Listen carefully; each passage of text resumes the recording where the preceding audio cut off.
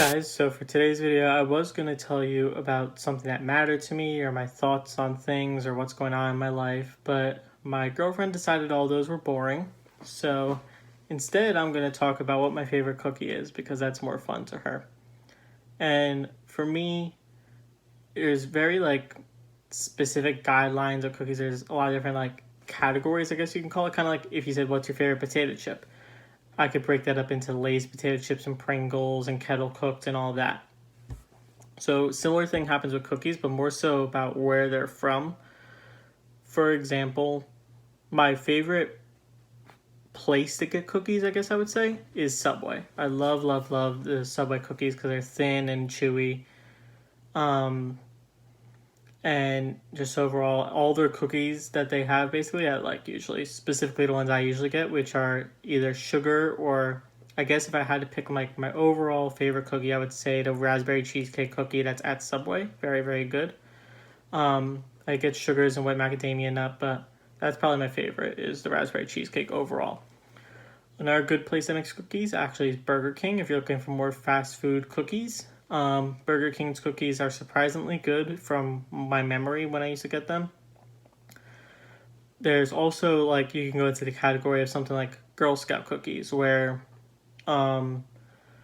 within those there's just so many I don't like Thin Mints or anything like that. I know there was a thing in Oklahoma where there was a bunch of Girl Scouts that were trying to give away were giving away cookies to first responders because of the COVID stuff. This was a month ago, maybe 2 months ago.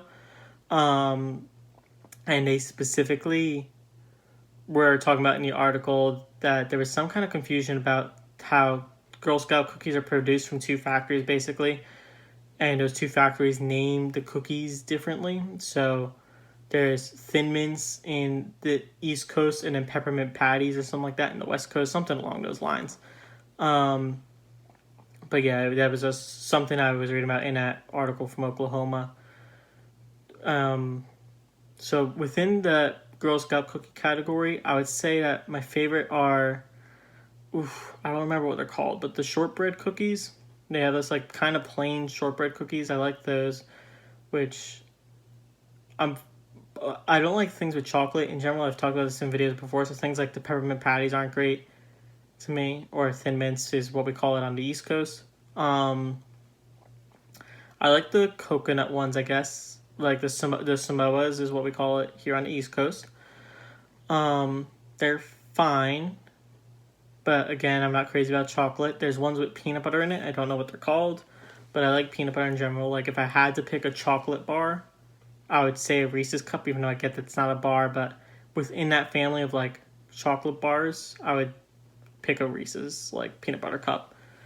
If I had to be a bar, I would pick a Crunch bar, but now we're getting way off topic of my favorite cookies. As far as homemade cookies go, my favorite homemade cookies are the Funfetti cookies I made with my girlfriend last weekend, of course.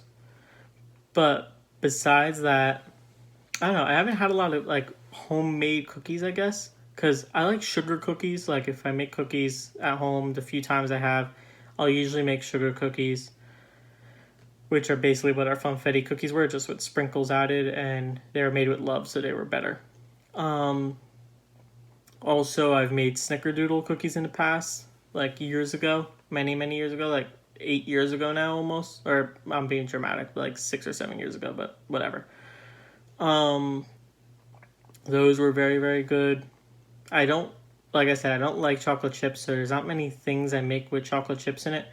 I do pancakes with chocolate chips because the way I do pancakes is different than most people's. I add the chocolate chips in after I pour the mix onto the skillet, just because A, I could separate chocolate chips and don't have to have chocolate chips in mine, and B, I think it spreads the chocolate chips out more evenly rather than when you have it in the mix. Usually the mix, they kind of settle the bottom of the mix and you get a few chocolate chips in your first couple pancakes, and then your last couple pancakes are all chocolate chips because it comes out in one big clump.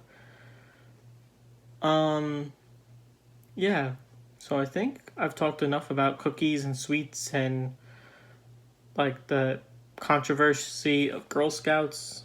So I'm going to wrap the video up here. As always, thank you guys for watching, and I'll see you in tomorrow's episode.